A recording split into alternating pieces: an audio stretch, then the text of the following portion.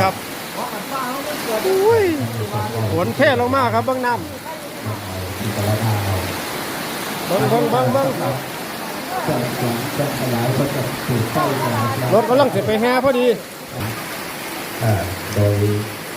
ปกติแล้วนะครับในแรกแต่ว่ามีพลังหน่อยน้ำครับน้ำเป็นวายแต่อากาศเทลงมาเป็นแบบชนิดว่าวิ่งหลบฝนกันโดนละหมาดเลยนะครับท่านบริแห่หรือแรงต่อมาป้อนมาให้นี่ครับพวกคนที่เตรียมมาแห่รถแห่ก็เตรียมแล้วคนที่ยังไปเต้นหน้ารถแห่ก็เตรียมเจอฝนมากระหน่ำพอดีนะครับก็เลยต้องวิ่งหลบกันอยู่ไหนบ้างไม่รู้คนเยอะๆนะครับคนเป็นหลายร้อยคนไม่รู้แตกไปอยู่ไหนหมดนะครับส่วนพวกผมก็วิ่งเข้ามาตรงนี้นะครับนี่ครับดูครับ